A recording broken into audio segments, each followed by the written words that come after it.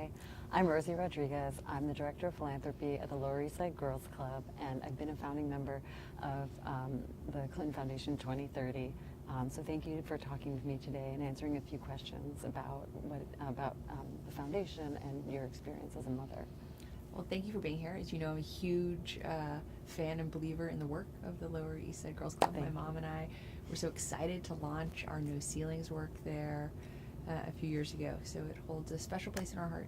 And so we're so grateful you're part of the 2030 effort, but even more for what you do every day. Thank you. It was a really special day for us at the Girls Club, and we are so happy that you were able to share that day with us.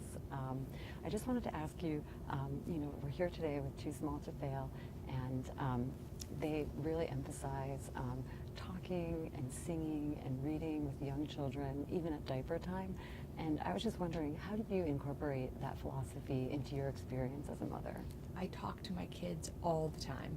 And one of the funny kind of knock-on effects of that is I now just talk out loud all the time.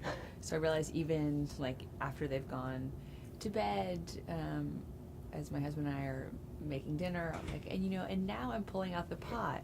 Like, I don't need to be narrating this to Mark. I mean, I can. He's happy to hear it. But I talk to my children all the time and really do use every moment available to engage with them. And it's really, I think, so crucially important that parents, caregivers, more broadly, know that every word really matters. And whether you're kind of making a meal, or you're changing a diaper, or you're putting them to bed, reading to them, singing to them, talking to them, it all helps grow their brains and help them develop as little people. I think it's so crucial, and that's why I'm glad that we're here today, bundling packages of diapers and books and educational resources to give to parents from rural and poor communities who may not have the resources to buy those goods. And so I'm really excited that it's all benefiting their partnership with the National Diaper Bank Network.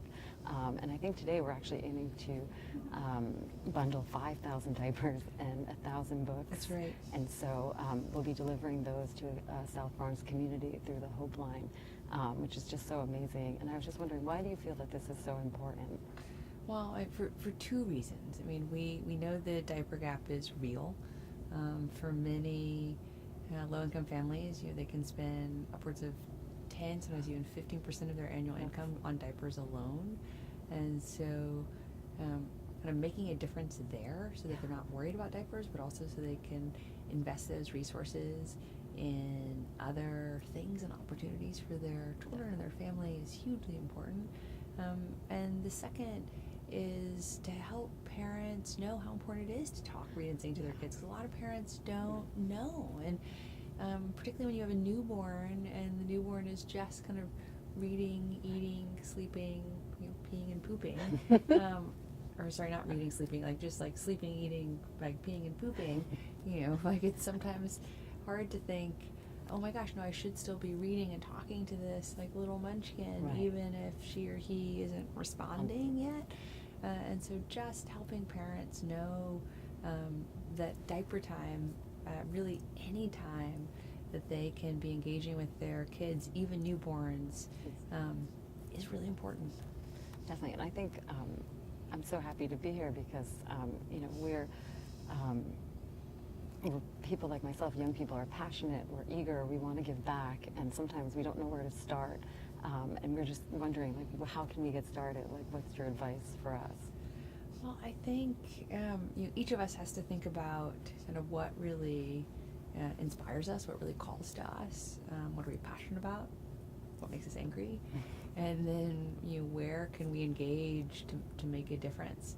And there are so many ways in which the gift of time, particularly kind of in a well-organized group, can have a big impact. So whether that's packaging diapers and books, which we're doing today, or kind of working with food banks or food delivery services, I would just hope that anyone of any age who really has the ability to give time will give time and will engage to make a difference in our community here in New York City on kind of whatever issue they feel most passionate about.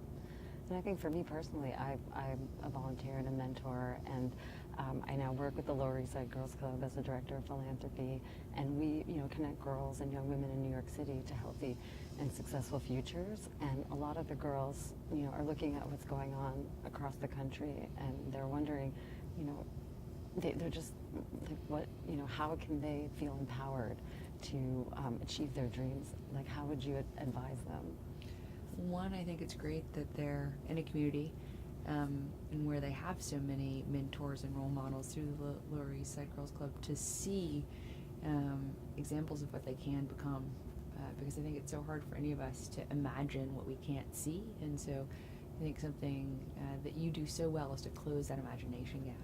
I think at this moment in time, I would hope that they're not afraid to stand up and speak out. I mean, even though there's a lot to be worried about and there's a lot to fear, that the best way to kind of combat that fear and that worry and channel that energy is to engage, to talk to their friends, talk to their families, to protest, to call their local representatives and Congress people, our senators, our mayor, our governor. I mean, even if they're not old enough to vote, many of them will be by the next election. Definitely. So they should, raise their voices and ensure that they're being heard.